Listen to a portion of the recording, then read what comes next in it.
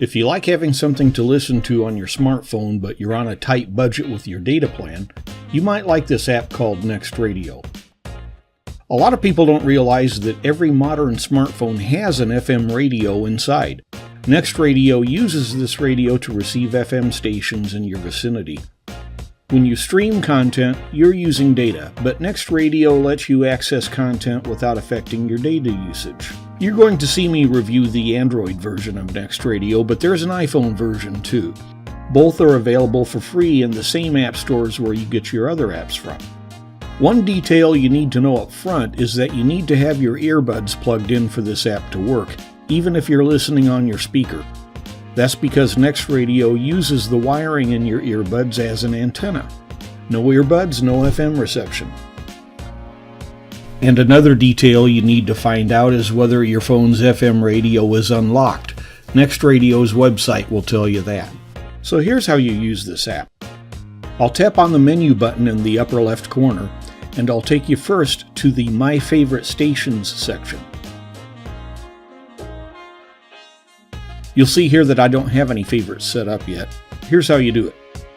You tap on the button that says Find Local Stations, and that scans the airwaves for FM stations in whatever area you happen to be located at the moment. As I tap on it here, you see a list of FM stations in my area. I'm going to scroll down and use our local NPR station as an example. I tap on it, then I tap on Done in the lower right corner.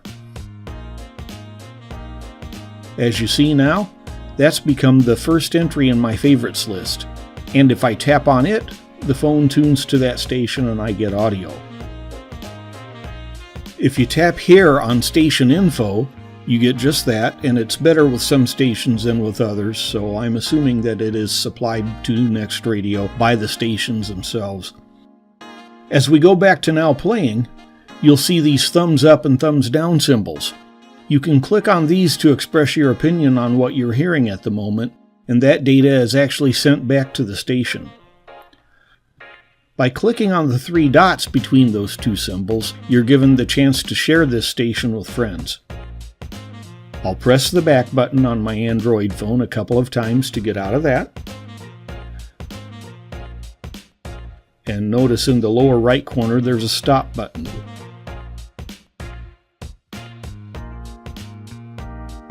In the upper right area you'll see a blue heart.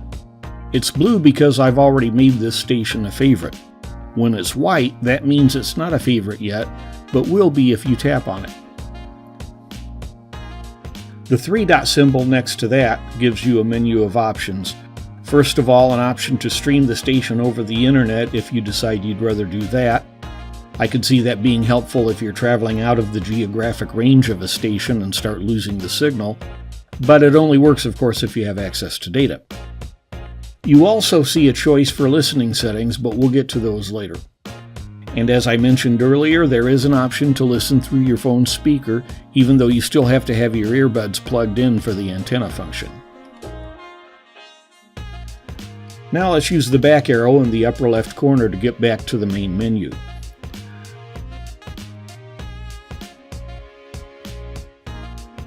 The top choice in the list is a search option. I'll demonstrate that by searching for a station I happen to know about in our area, and you'll see that I find it.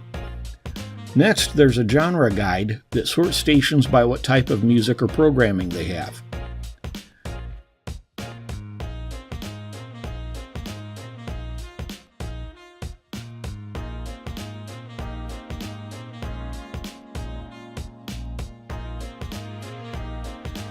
Then we have the live guide. This is where stations provide information about what they have on the air at the moment. Different stations use this in different ways. Some show the song they're playing, others show which announcer they have on the air right now.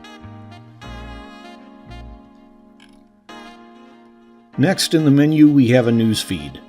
That's automatically populated with Twitter feeds from your favorite stations, music trivia questions, and some advertising, because NextRadio is a free app.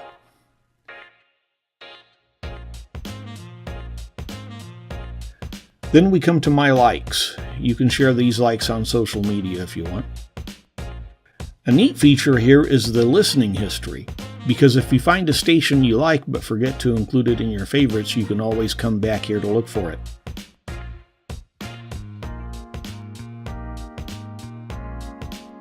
As you can see, there's also a choice in this menu to turn on the phone speaker. There's also a refresh station list button, which would come in handy if you were out of town, say a couple of 100 miles from home and out of range of your normal stations. Also, we have the basic tuner screen, which is more like a normal interface for an FM radio.